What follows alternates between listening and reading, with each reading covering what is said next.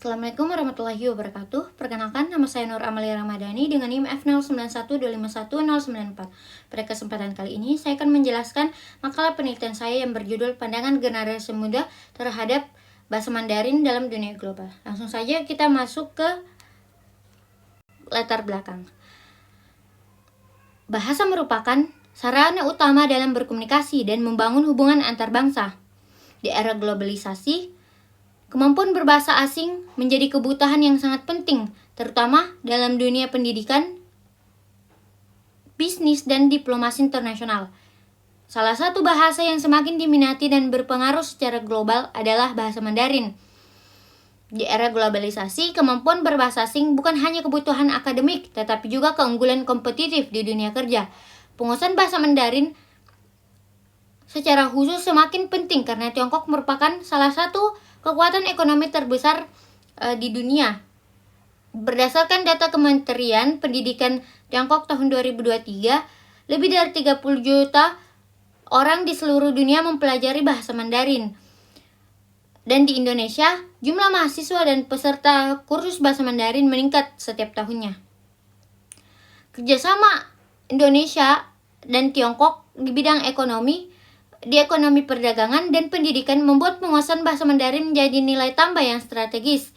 Misalnya, perusahaan multinasional Tiongkok seperti Huawei, TikTok, dan Alibaba membuka peluang kerja bagi tenaga kerja yang mahir berbahasa Mandarin.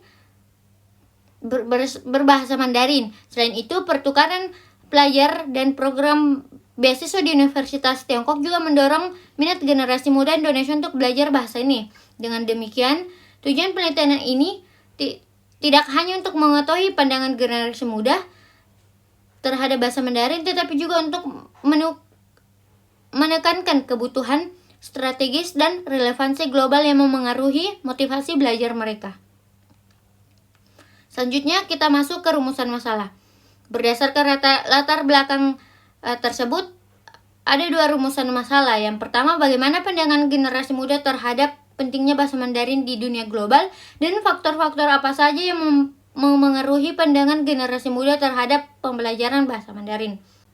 Selanjutnya kita masuk ke tujuan penelitian.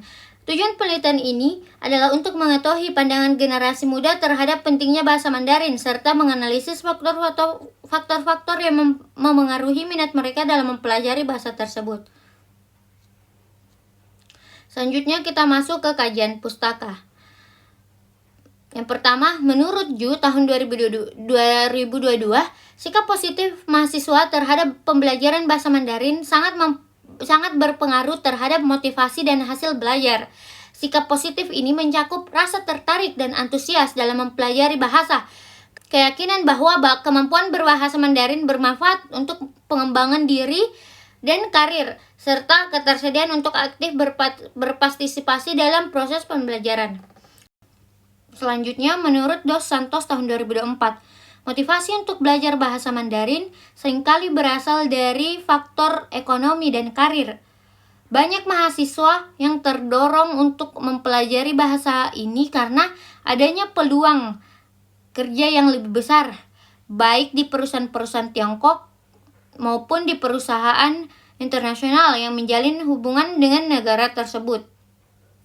Selanjutnya, menurut Hanaya tahun 2019. Hanaya tahun 2019 juga menyoroti bahwa budaya populer dari Tiongkok seperti film, musik, dan drama memberikan dampak signifikan terhadap ketertarikan generasi muda Indonesia untuk belajar bahasa Mandarin. Dengan demikian, pembelajaran bahasa Mandarin tidak sekedar menjadi masalah akademis, tetapi juga memberikan bentuk penghargaan terhadap kebudayaan Tiongkok yang semakin dikenal di seluruh dunia.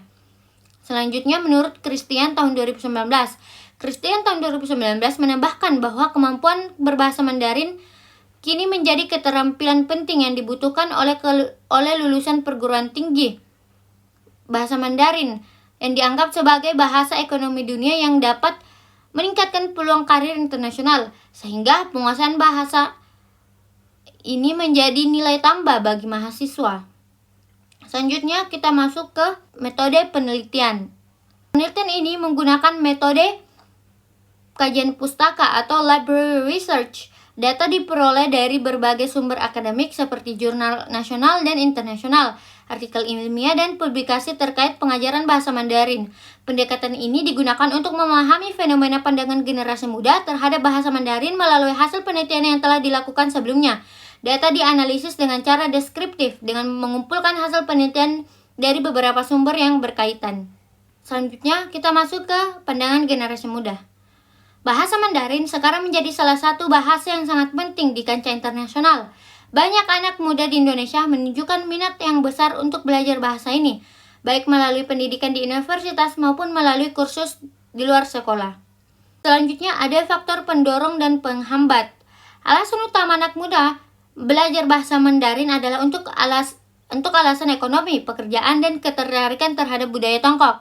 Menurut Dos Santos tahun 2024, meskipun generasi muda memiliki minat yang tinggi terhadap pembelajaran bahasa Mandarin, terdapat beberapa kendala yang signifikan yang perlu diperhatikan.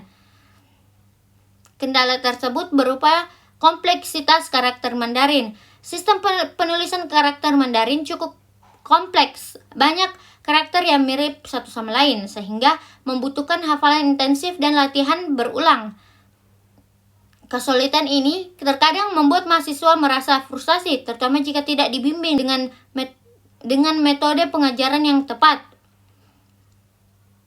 Selanjutnya, intonasi dan nada bahasa. Bahasa Mandarin memiliki nada yang berbeda-beda, sehingga satu kata dapat memiliki arti berbeda tergantung nadanya. Kesalahan pengucapan dapat menyebabkan perubahan makna. Hal ini menjadi tantangan tersendiri bagi mahasiswa yang baru mulai. Selanjutnya, ada keterbatasan guru dan metode pembelajaran. Kurangnya guru bersertifikat dan metode pengajaran yang kurang interaktif mempengaruhi efektivitas belajar. Banyak mahasiswa mengeluhkan bahwa pembelajaran lebih fokus pada hafalan daripada praktik komunikasi nyata. Selain itu, keterbatasan sarana seperti media audio, video, dan aplikasi digital menjadi hambatan tambahan. Selanjutnya, kita masuk ke relevansi global. Dalam konteks globalisasi, penguasaan bahasa Mandarin menjadi keunggulan kompetitif. Perusahaan multinasional semakin membutuhkan tenaga kerja yang memiliki kemampuan komunikasi lintas budaya, terutama dengan Tiongkok yang merupakan salah satu kekuatan ekonomi terbesar di dunia. Dengan demikian, penguasaan bahasa Mandarin bukan sekedar keterampilan linguistik, tetapi juga merupakan bagian dari kompetensi global yang penting dimiliki oleh generasi muda. Lalu selanjutnya ada upaya peningkatan minat belajar bahasa Mandarin. Untuk membuat generasi muda lebih tertarik belajar bahasa Mandarin, perlu ada kerjasama antara sekolah, pemerintah, dan masyarakat. Universitas bisa menawarkan lebih banyak program pertukaran pelajar dan kegiatan budaya dari Tiongkok agar mahasiswa lebih mengenal bahasa dan budaya tersebut. Selain itu, penggunaan teknologi digital juga sangat penting. Aplikasi belajar online seperti Duolingo dan Hello Chinese, serta media sosial yang menggunakan bahasa Mandarin bisa membantu mahasiswa berlatih sendiri.